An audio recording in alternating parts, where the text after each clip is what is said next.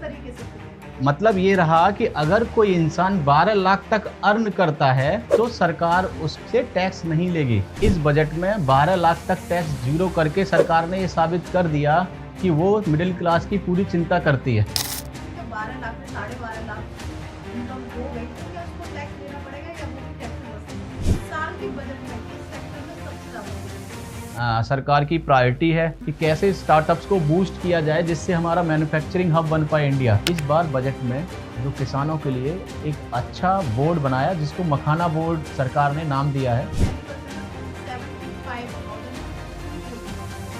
12 लाख में पहले डिफाइन करना पड़ेगा सैलरीड पर्सन को कि उसकी इनकम कितना है। टैक्स से बचने के लिए काफी लोग LIC की यूज करते हैं, कहीं FD बना लेते हैं।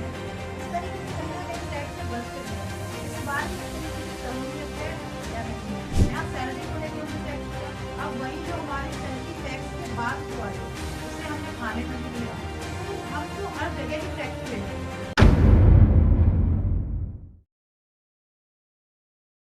नमस्कार दोस्तों, आपका स्वागत है एक और नए एपिसोड में। मैं हूं आपकी होस्ट, आपकी दोस्त। तो आज का टॉपिक मैं कह सकती हूँ हर टॉपिक से अलग है, क्योंकि हर एक व्यक्ति के दिमाग में अभी बजट को लेके काफी विचार आ रहे हैं कि ये जो एक 12 लाख जो आप सबकी समझ में आ रहा है 12 लाख का टैक्स फ्री है, तो कहीं ना कहीं हर एक आम आदमी के व्यक्ति के दिमाग में एक चीज आ रही है कि है क्या। इसको समझाने के लिए, क्योंकि देखिए बजट है 2025-26 का, हमारे जो वित्त मंत्री निर्मला सीतारमण जी ने जो अभी संसद में प्रस्तुत किया है, तो उसी पर चर्चा करेंगे आज। क्योंकि सबसे बड़ा जो टॉपिक है 12 लाख का जो टैक्स फ्री फ्री फ्री जो हर एक आम आदमी के दिमाग में बैठा हुआ है, पहले तो इसे आप क्लियर कर लीजिए। क्योंकि इसके लिए आज हमने अपने स्टूडियो में बुलाया है CA मोहित शर्मा जी को। तो ये आज पूरा क्लियर करेंगे बजट को लेके, ये बजट किस तरीके से हमें फायदा दे सकता है, किस तरीके से नुकसान दे सकता है, हर एक सेक्टर को लेके बात करेंगे। कहाँ ये हमें काफी बेनिफिट देगा, कहाँ हमें इसके नुकसान भी हो सकते हैं या नहीं। तो मोहित जी, आपका स्वागत है हमारे स्टूडियो में। कैसे हैं आप? बहुत बढ़िया। तो जो हमारे व्यूअर्स हैं, आम जनता है, मोहित सर जैसे मैंने इंट्रो में बताया कि 12 लाख तक का टैक्स फ्री है, तो कहीं ना कहीं देखिए जनता के मन में एक सवाल उठ ही रहा है। तो मैं आपके पास आई हूँ और मेरी जनता भी आपसे यही पूछना चाहेगी कि ये क्या है 12 लाख तक का टैक्स, किस तरीके से फ्री है? जी भारती जी, बहुत अच्छा क्वेश्चन पूछा आपने। जो उम्मीद थी मिडिल क्लास फैमिलीज को कि उनका टैक्स जो बर्डन पड़ता है उसको कैसे सरकार थोड़ा सा कम करे, जिससे उनकी डेली रूटीन की चीज़ें जो मिडिल क्लास फैमिली है उनको थोड़ा सा बूस्ट अप मिल पाए, उस पॉइंट ऑफ व्यू से सरकार ने बहुत उचित कदम उठाया है। पहले जो 7 लाख तक टैक्स फ्री हुआ करता था उसको अचानक से इस बजट के अंदर 12 लाख तक टैक्स फ्री किया। अच्छा।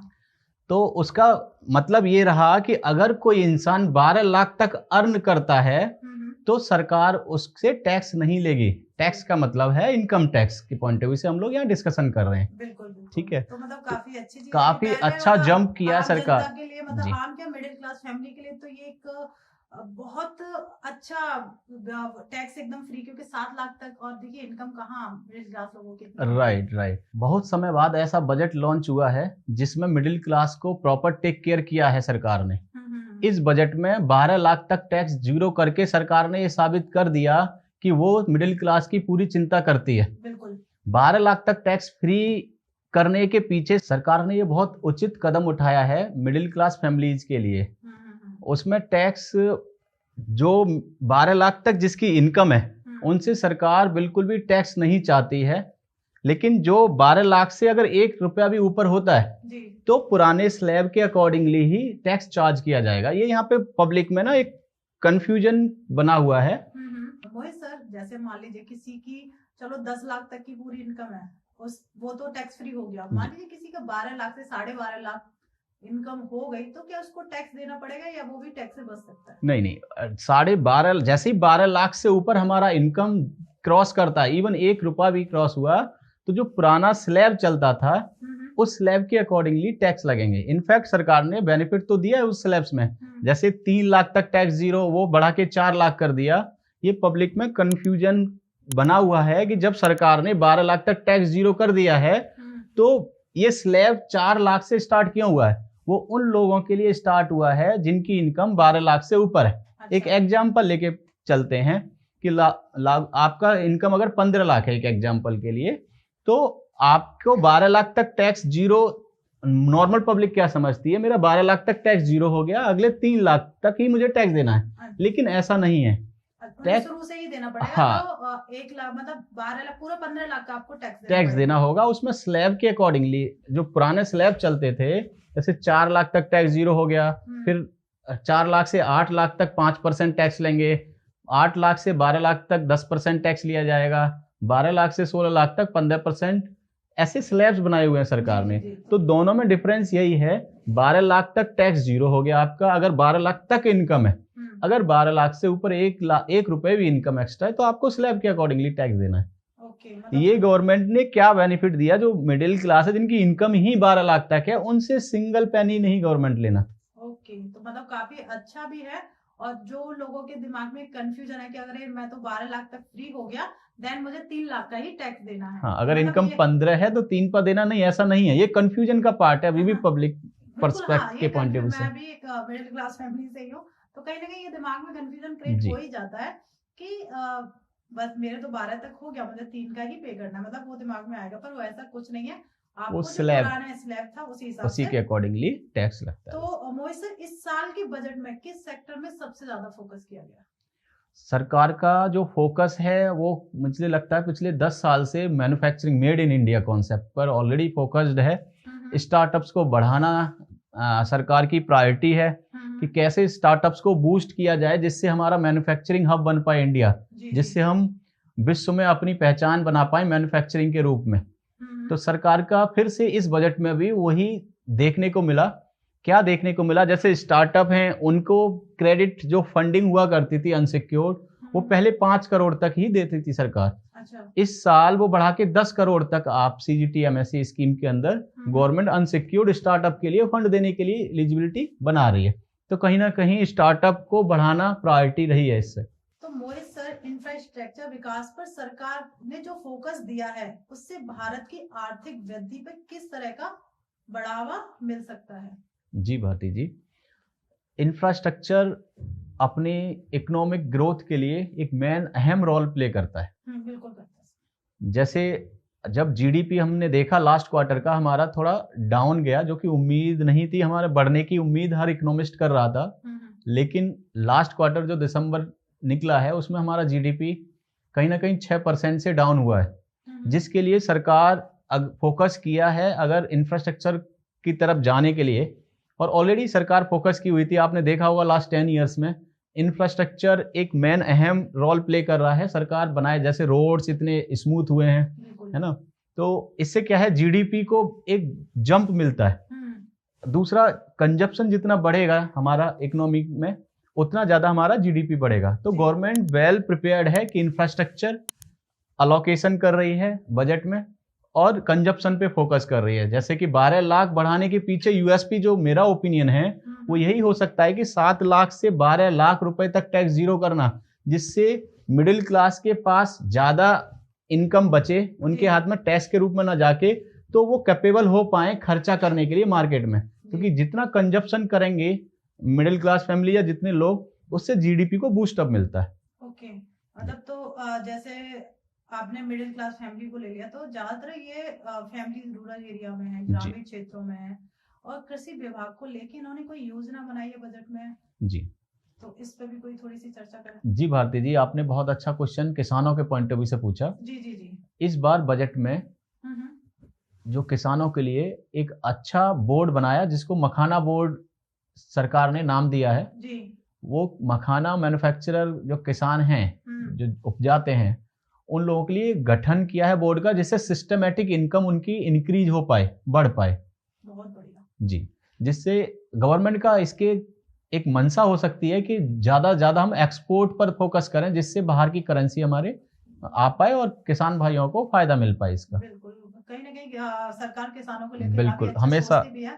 तो अब मोहित सर, कहीं ना कहीं हर एक कंफ्यूजन क्रिएट हो रहा है कि जो सैलरी पर्सन लोग हैं, तो सैलरी में जैसे 12 लाख की चर्चा चली रही है कि 12 लाख तक का टैक्स फ्री है, जो सैलरी पर्सन है उसमें एक 75,000 की कुछ छूट होती थी, तो क्या वो 12 लाख में इंक्लूड है या 12 लाख से अलग है? बहुत बढ़िया, आपने बहुत अच्छा क्वेश्चन पूछा, बारीकी से इसको थोड़ा समझते हैं, क्योंकि ये बहुत लोगों का कुछ मतलब जानना चाहते हैं, लोगों के डाउट बना हुआ पार्ट बना हुआ डाउट का कि 12 लाख तक तो छूट दे दी सरकार जी ने, जी जी। लेकिन जो पहले स्टैंडर्ड डिडक्शन के नाम पर एक छूट मिलती थी सैलरीड पर्सन को, स्पेशली जो जो नौकरी पेशा वाले आदमी हैं उन लोगों को 75,000 रुपए का छूट मिलता है बेसिकली जी स्टैंडर्ड डिडक्शन, वो अभी भी मिलती रहेगी। किसी इंसान की अगर 12,75,000 तक इनकम है तो हम ये कह सकते हैं टैक्स जीरो रहेगा, टैक्स जीरो रहेगा, मतलब जो 75% वो भी मिलती रहेगी, कंटिन्यू रहेगी जी। ओके। तो एक मेरा ही पर्सनल है, जैसे कि जो सैलरी वाले लोग हैं उन्हें कहीं ना कहीं 30% का कुछ टैक्स देना पड़ता है जी। तो वो इसी तरीके से अगर मान लो किसी की 1,12,000 सैलरी है, उसमें से 30% देना पड़ेगा, तो 12 लाख में ही आ जाएगा या उसका अलग पार्ट होगा सर? नहीं नहीं, ऐसा नहीं होता। आप पहले डिफाइन करना पड़ेगा सैलरीड पर्सन को कि उसकी इनकम कितना है। सरकार कहती है कि जो छोटे वर्ग के लोग हैं 12 लाख रुपए तक जिसकी इनकम है, अब हम ये बोल सकते हैं स्टैंडर्ड डिडक्शन के बाद 12,75,000 रुपए तक की जिसकी इनकम है उन्हें टैक्स नहीं देना। उससे ऊपर हुई तो पूरा टैक्स उससे देना पड़ेगा। इनकम हुई 1 रुपए भी ज्यादा इनकम हुई तो फिर हम स्लैब के अकॉर्डिंगली ही चलेंगे टैक्स। वो 5%, 10%, 15% प्रॉपर जस्ट क्राइटेरिया था टैक्स कैलकुलेशन का, वही रहेगा। बिल्कुल। तो मतलब ये चीज बहुत कंफ्यूजन क्रिएट ना करें। जैसे मोहित सर ने बहुत अच्छे से एक्सप्लेन किया कि 12,75,000 तक है आपकी सैलरी, तो वहां तक आपको कोई टैक्स नहीं देना। अगर 12,80,000 होती है तो आपको जैसे स्लैब बना हुआ है उस हिसाब से आपको टैक्स देना पड़ेगा। बिल्कुल ठीक सर, सही, बिल्कुल ठीक समझा भारती जी, बहुत अच्छा। तो मोहित सर आपने 12 लाख तक तो बता दिया कि 12 लाख तक टैक्स फ्री और 12,75,000 तक टैक्स फ्री। मान लीजिए किसी मिडिल क्लास आदमी की 12 लाख से ऊपर इनकम है, तो उन लोगों के लिए बजट में कुछ आया है सिर्फ, या 12 लाख तक के लोगों के लिए कुछ आया है? नहीं नहीं, सरकार पूरा ध्यान रखती है। इस बार तो खूब अच्छे से बजट के अंदर सरकार ने मुझे लगता है सबके लिए प्रावधान बना दिए, अच्छा दिया, जिससे काफी समय से जो पब्लिक ईगरनेस थी कि हमारे को कुछ नहीं मिलता बजट के अंदर, तो वो इस बारी पूरी पोटली खोल के रखी हुई है सरकार ने। तो उसमें जरूर, बिल्कुल। तो देखा जाए कि जिसकी इनकम मान लो 25 लाख रुपए है, तो उन लोगों को कैसे सरकार ने फायदा दिया, वो स्लैब जो हुआ करता था पहले उसको इंक्रीज कर दिए। अच्छा, कैसे कैसे इंक्रीज किया? जैसे पहले हुआ करता था 3 लाख तक हम टैक्स नहीं लेंगे, तो अब कर दिया 4 लाख तक हम टैक्स नहीं लेंगे। ठीक है। पहले हुआ करता था 3 लाख से 7 लाख तक 5%, अब हो गया 4 लाख से 8 लाख तक 5%। तो उन्होंने क्या किया, ब्रैकेट के अंदर बढ़ोतरी कर दी। इससे क्या है, हर आदमी चाहे जिसकी इनकम कुछ भी हो उसे कुछ तो बेनिफिट मिले बजट से, है ना? तो मतलब सरकार ने हर एक व्यक्ति के बारे में सोचा है कि अगर जैसे 3 लाख तक फ्री था, फिर उसे 4 कर दिया, 4 से ऊपर 8 कर दिया, मतलब कहीं ना कहीं उन्हें एक सहूलियत दी है। जी बिल्कुल ठीक समझा। तो बहुत अच्छा, मतलब सरकार का काफी अच्छा डिसीजन है। पहले ना टैक्स से बचने के लिए काफी लोग LIC को चूज करते थे, ठीक है सर, और कई FD बना लेते थे। इस तरीके से कहीं ना कहीं टैक्स से बचते थे। इस बार भी इस तरीके की सहूलियत है या नहीं है? देखो सरकार की क्या इच्छा है इस बारे में, सरकार ने ये सोचा कि हमें टैक्स को सिंप्लीफाइड बनाना है जी। मैं ये नहीं कहूंगा हर एक की नियत होती थी, जैसे टैक्स बचाने के लिए FD बनाना, PPF में करना, LIC खरीदना, लेकिन उसमें कहीं ना कहीं गैप था कि कुछ लोग गलत भी दिखा देते थे फिगर्स को। तो सरकार कहती है कि हमें इन लिटिगेशंस में पड़ना ही नहीं है। तो उन्होंने क्या किया, 2 कैटेगराइज बना दिया, एक न्यू रिजीम और एक ओल्ड रिजीम। जो इन्वेस्टमेंट करना चाहते हैं वो ओल्ड रिजीम को फॉलो करके अपना टैक्स बचा सकते हैं, ठीक है। और जो लोग चाहते हैं कि हम न्यू रिजीम के अंदर इन्वेस्ट नहीं करना चाहते, वो न्यू रिजीम का बेनिफिट ले सकते हैं। न्यू रिजीम का बेनिफिट इसलिए ले सकते हैं क्योंकि न्यू रिजीम के अंदर लोअर टैक्स रेट्स हैं। तो सरकार चाहती है सारे लोग आप न्यू रिजीम की तरफ आ सकते हो। अगर आपको टैक्स के पॉइंट ऑफ व्यू से कोई इन्वेस्टमेंट करनी पड़ रही है तो वो ना करके आप न्यू रिजीम फॉलो कर सकते हो। जहां पे भी टैक्स आपका बचता है, दोनों में कंपैरिजन कर लो, ओल्ड रिजीम और न्यू रिजीम, और जिसमें टैक्स में बेनिफिट मिले वो आप गवर्नमेंट को बता दो फाइल करते टाइम। तो आज भी वो फैसिलिटी अवेलेबल है, लेकिन सरकार इसकी तरफ बहुत कम ध्यान दे रही है, क्योंकि जो पहले आज से 15 साल पहले जो छूट मिलती थी 80C की 1.5 लाख रुपए, वो आज भी है। इन्फ्लेशन कहां से कहां तक पहुंच गया।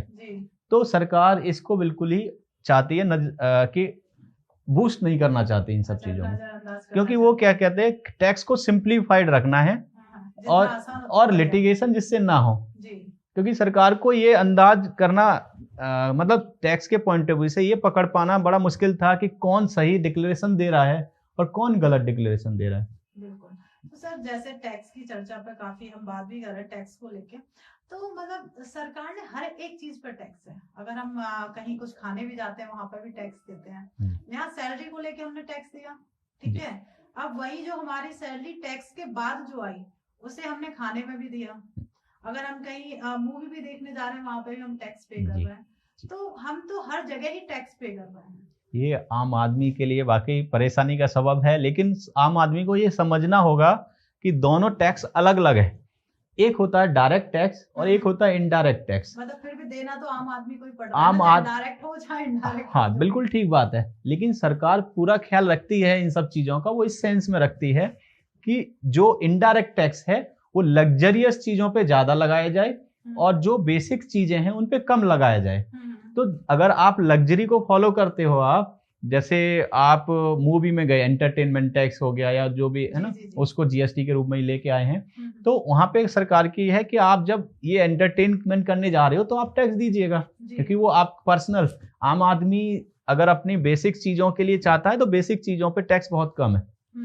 चलो वहां मैं मान लेती हूँ काफी चीजों पे कम है, पर हर एक चीज पे टैक्स है सर। जी बिल्कुल, ये हर कंट्री का रूल है। देखो क्या है, सरकार को अपना देश चलाना है, उस बजट के अंदर सरकार को अपना डिफेंस भी रखना है कि मजबूत रहे, जिससे चीजें डिफेंस के पॉइंट ऑफ व्यू से है ना, तो सरकार को क्या है, हर को बैलेंस करके चलना है। देश को ना बैलेंस करके चलना पड़ता है हर चीज को। क्या हर चीज में, जैसे उसको डिफेंस को भी बैलेंस करना, बजट को, उसके अपने देश को चलाने के लिए पेंशन्स वगैरह जो चलती हैं उनको भी फंड तो चाहिए ना।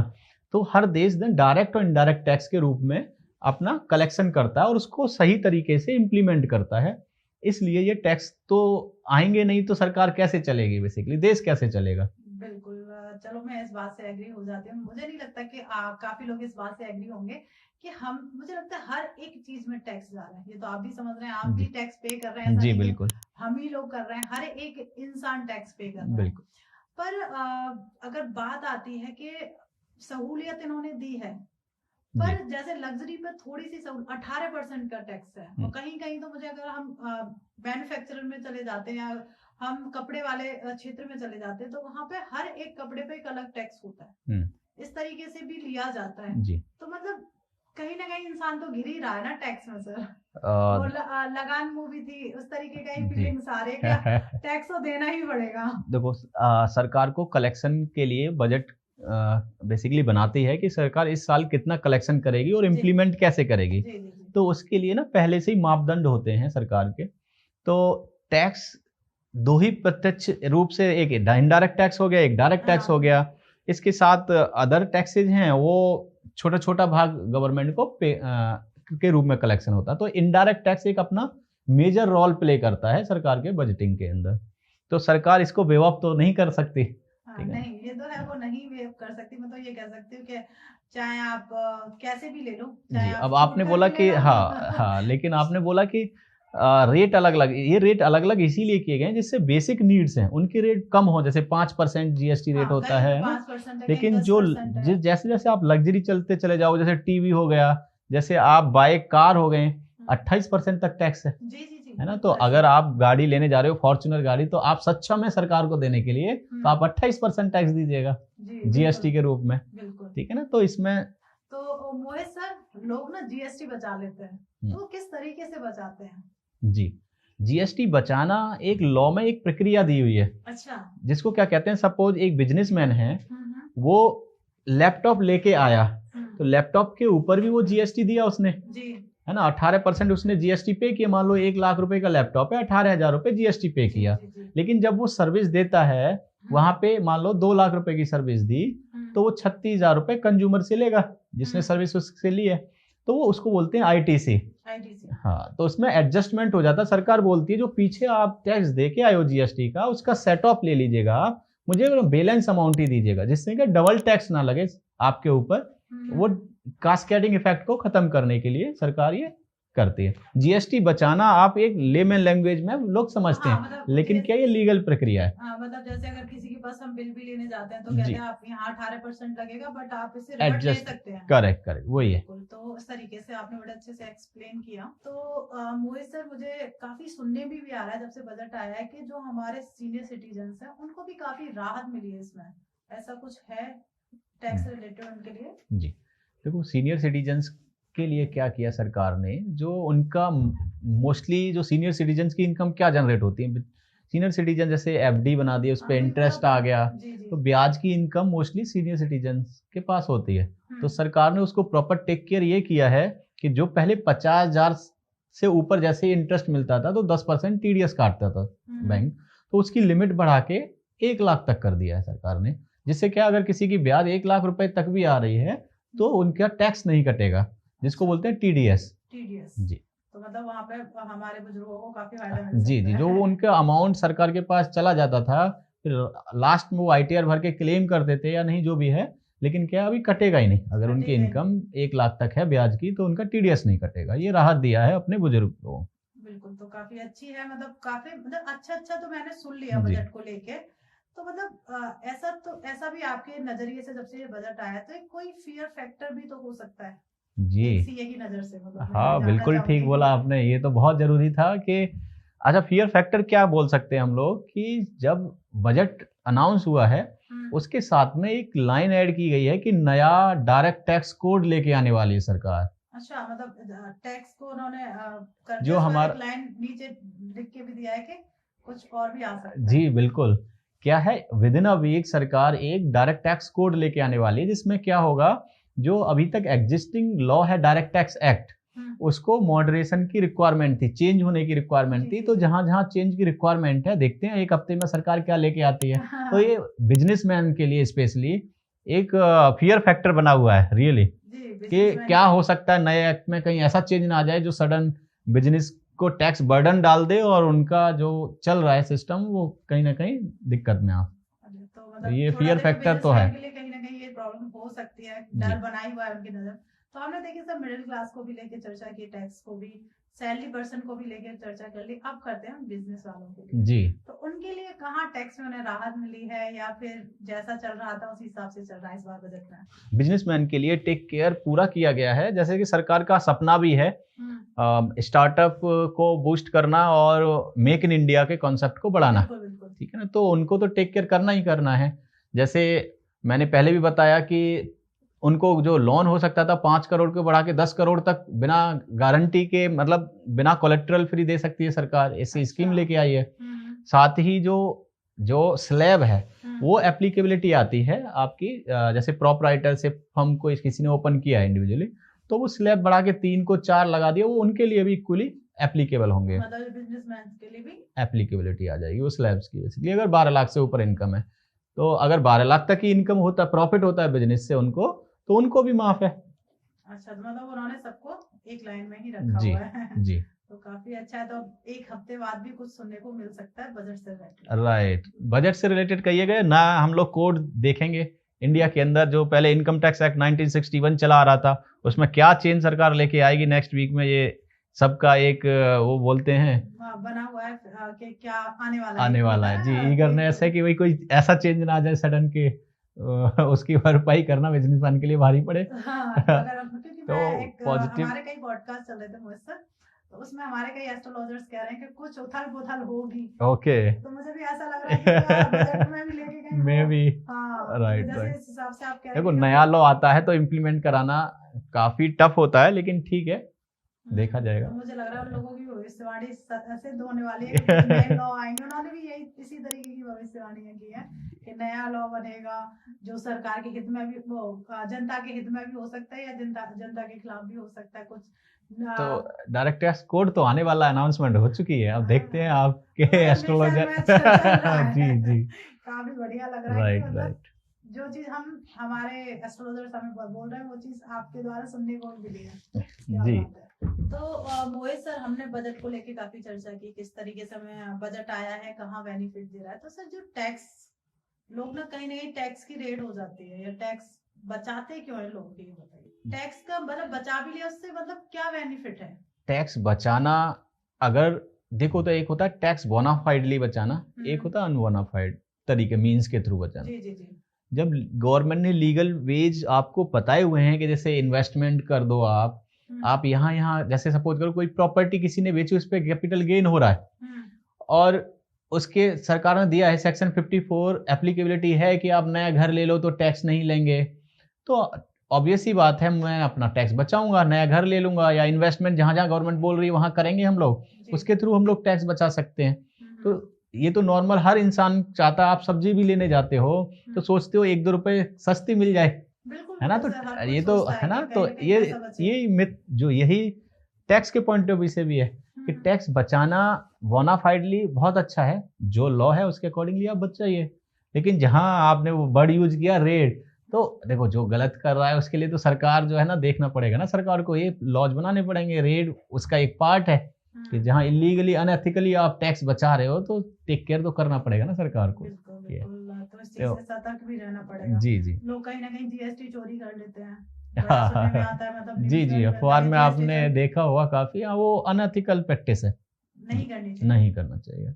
बिल्कुल। और सर जैसे आप सीए हैं, हमने बजट को लेके भी चर्चा कर ली, टैक्स को भी लेके कर ली, तो एक जनरल जो हमारे व्यूअर्स हैं कहीं ना कहीं उनका जो सिविल खराब होता है, अब उसे वो कैसे ठीक करें? देखो सिविल क्या है, कोई किस्त ना दे पाना आपने तो इमीडिएटली हिट कर जाता है ऑनलाइन पोर्टल पर, सिविल पोर्टल है एक उसके अंदर, तो उसको क्या है आप कई मीन्स हैं जिसको सिविल सुधारने के। मान लो आपसे एक बार गलती हो गई तो उसको सुधारने के लिए मान लो आपने कोई क्रेडिट कार्ड ले लीजिएगा या गोल्ड लोन ले लीजिएगा, उसकी ईएमआई टाइम पे आप जैसे जैसे स्मूथली देंगे आप जैसे उतना अच्छा आपका सिविल फिर से रिकवर होना स्टार्ट हो जाएगा। मतलब हो सकता है, जी बिल्कुल। ये क्या है देखो क्या है, चेंजेस इंसान होते रहते हैं, चेंजेस क्या होते रहते हैं, कभी लाइफ अप जा रही है कभी डाउन जा रही है। मान लो आप ईएमआई नहीं दे पाए, आपका सिविल थोड़ा डाउन हो गया, अब आप जैसे आप ईएमआई टाइमली देते जाएंगे वो फिर से आपका स्मूथ होता चला जाएगा। बिल्कुल। तो जैसे इसके बारे में भी काफी अच्छे से बताया गया, आप या तो गोल्ड लोन ले लो या क्रेडिट कार्ड ले लो। जी। तो सर एक होता है कि अब लोन लिया हमने और वो डिफॉल्ट हो गया, जी, तो वहां पे हम जो जिनका डिफॉल्ट हुआ, किसी हो सकता है कोई मेजर प्रॉब्लम नहीं होगी, जी बिल्कुल ठीक बात है, तो वहां पे हम आपसे उनकी किस तरीके से मदद करते हैं? देखो क्या है, मदद ये होता है कि जो एक होता है सेटलमेंट, जो आपके सिविल में अगर रिटर्न ऑफ हो गया, वर्ड आ गया, रिटर्न ऑफ का मतलब है आपने जो एक एग्जांपल के लिए 10 लाख रुपए का लोन लिया, अब आप कैपेबल नहीं हो, आपस में म्यूचुअली कंसेंट से आपने 5 लाख रुपए में एडजस्ट कर लिया कि अब ना तो उन्हें देना है रुपया, इसको एडजस्टमेंट, तो वहां पे वर्ड यूज हो जाता है return of, loan return of. वो काफी पेचीदा माना जाता है, उससे आपका सिविल काफी खराब हो जाता है, आगे भविष्य में लोन ले पाना आपके लिए थोड़ा कठिन हो जाता है। तो जब आपकी परिस्थिति ठीक बनती है तो आपको यही करना चाहिए, जैसे लोन, जैसे गोल्ड लोन लिया उसको टाइमली आप चुकाइएगा, आप क्रेडिट कार्ड ले लीजिएगा, उसका ईएमआई जो आपका किस्त आएगी नेक्स्ट मंथ में जो भी है वो आप टाइमली पे करिएगा, तो आपका सिविल फिर से सुधरना स्टार्ट हो जाएगा। अच्छा, मतलब वहाँ पे भी आपको हर एक चीज को टाइमली आपको करना ही पड़ेगा, अगर आप उस चीज टैक्स है या फिर गोल्ड लोन ले रहे हो या कोई भी ईएमआई है। तो सर जैसे इसी से रिलेटेड, जैसे अगर मान लीजिए किसी का लोन डिफॉल्ट हुआ है एक मेजर प्रॉब्लम की वजह से, जैसे एक हस्बैंड वाइफ है, यहाँ जहाँ पे हस्बैंड के नाम था, हस्बैंड की डेथ हो गई एंड वाइफ को, तो वहां पे किस तरीके से वो सब वो ले सकते हैं, क्योंकि सिविल तो कहीं ना कहीं इम्पैक्ट तो करेगा ना। सिविल इंडिविजुअल फाइल बेसिस पर होता है।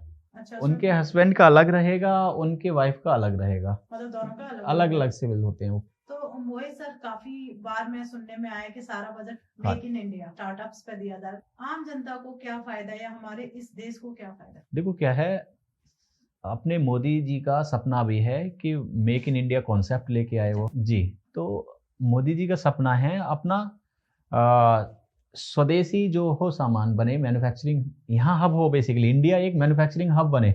उसका फायदा क्या है, आम पब्लिक को ये फायदा होगा, जो बाहर से गुड्स आती हैं या बाहर से सामान जो आता है जो हम कंज्यूम करते हैं, वो कहीं ना कहीं ड्यूटी लग के एक तो कॉस्ट बढ़ जाता है उसका, साथ में अपना जो देश का रुपया है वो जब जो इंपोर्ट करने की वजह से बाहर जाता है तो हमारी इकोनॉमी वीक होती है उसकी वजह से।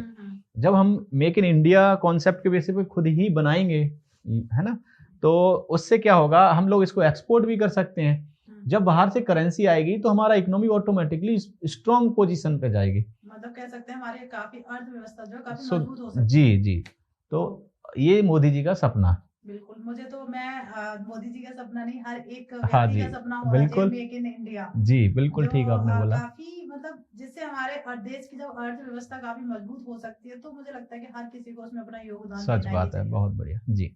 सर, जो नया स्टार्टअप शुरू कर रहे हैं, कोई व्यक्ति नया पर्सन है जो नया अपना बिजनेस शुरू करना चाहता है, तो उसके पास क्या क्या ऑप्शंस हैं बिजनेस करने के लिए? देखो क्या है, कोई इंसान जब सोचता है कि अब मैं बिजनेस स्टार्ट करने वाला हूँ, ठीक है, तो सबसे पहला क्वेश्चन आता है कि उसे किस रूप में अपना बिजनेस स्टार्ट करना है। जी जी जी। तो इस रूप में क्या है, अलग अलग लॉ के अकॉर्डिंगली अलग अलग एंटिटीज बनाई जा सकती हैं, ठीक है। जैसे अगर मैं अकेला हूँ, बिजनेस स्टार्ट करने वाला हूँ, तो मैं प्रोप्राइटरशिप बना सकता हूँ। अगर कोई पार्टनर साथ में आता है तो पार्टनर दो तरीके की एंटिटी बना सकता है, एक नॉर्मल पार्टनरशिप फर्म बोलते हैं उसको, और दूसरा एक एलएलपी। एलएलपी होता है लिमिटेड लायबिलिटी पार्टनरशिप, अच्छा। वो भी आप बना सकते हो। फिर इसके ऊपर जाते हैं कि हम दो लोग हैं, एक से ज्यादा लोग हैं, और हम थोड़ा सा जो मार्केट में काफी प्रचलन में है, जैसे प्राइवेट लिमिटेड कंपनी, तो वो प्राइवेट लिमिटेड कंपनी का भी रूप रख सकता है। तो इंडिया में ये भी ऑप्शन आ गया था कि सिंगल पर्सन भी fully owned private limited company बना सकता है, सिंगल पर्सन भी, उसको ओपीसी, हाँ उसको ओपीसी बोलते हैं, वन पर्सन कंपनी। तो आपके पास ऑप्शन क्या क्या आ गए, आपके पास आ गया प्रोप्राइटरशिप, आपके पास partnership firm, LLP, private limited company और ओपीसी। इनके थ्रू आप जो है ना बिजनेस अपना स्टार्ट कर सकते हैं। आपको चुनना है कि आपके लिए क्या बेहतर है।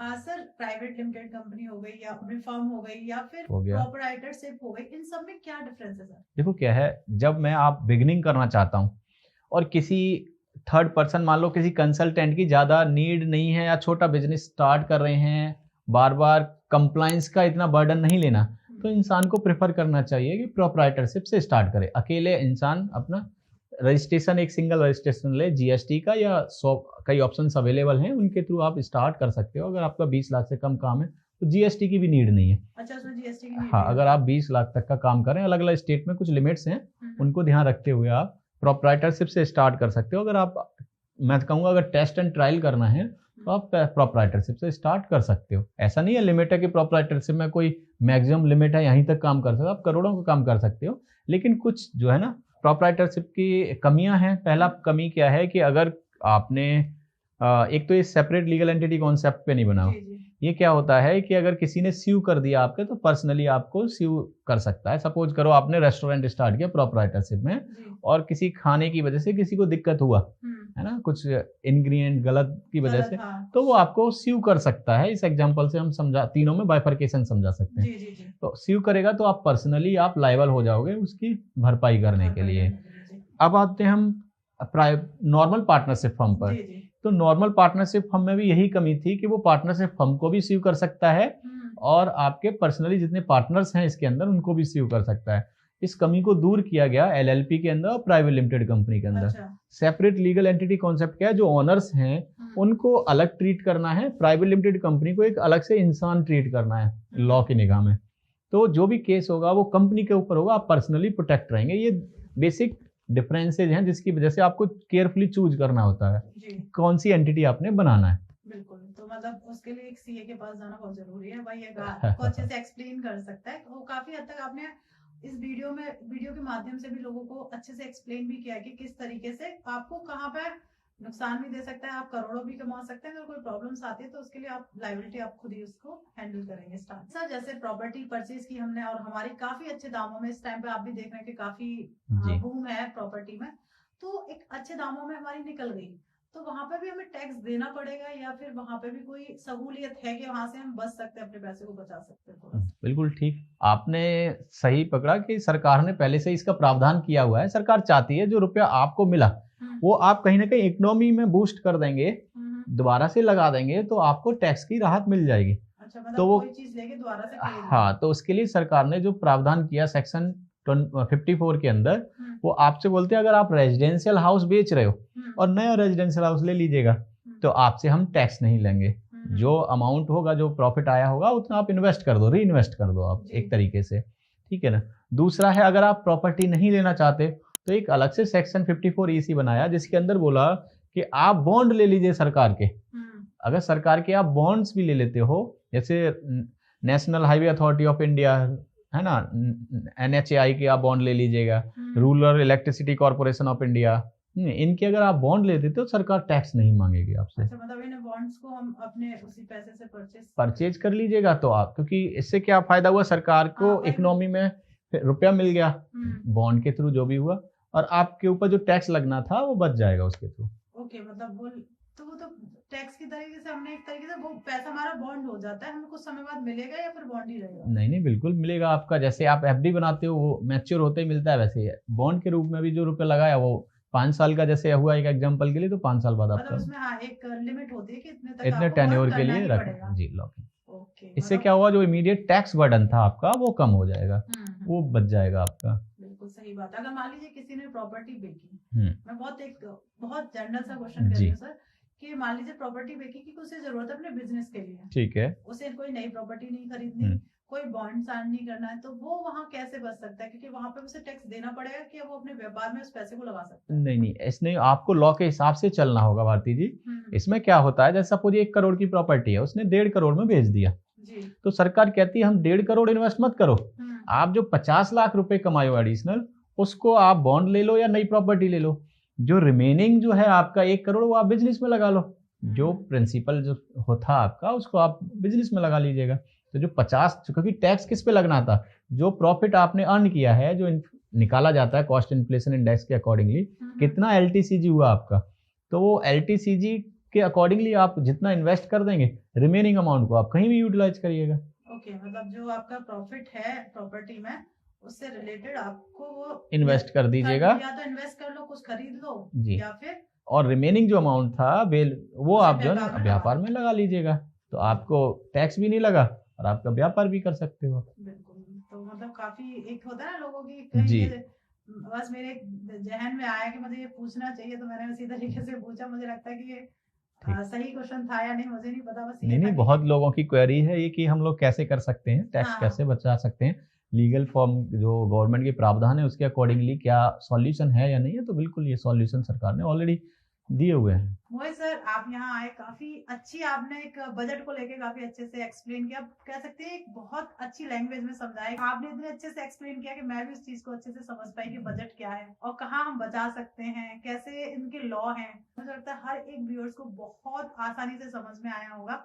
उसके लिए मैं दिल से आपसे धन्यवाद करती हूँ, आपने समय निकाल के यहाँ आए और हमारे साथ इस बहुत बड़े एक टॉपिक को बहुत आसान लैंग्वेज में समझाया।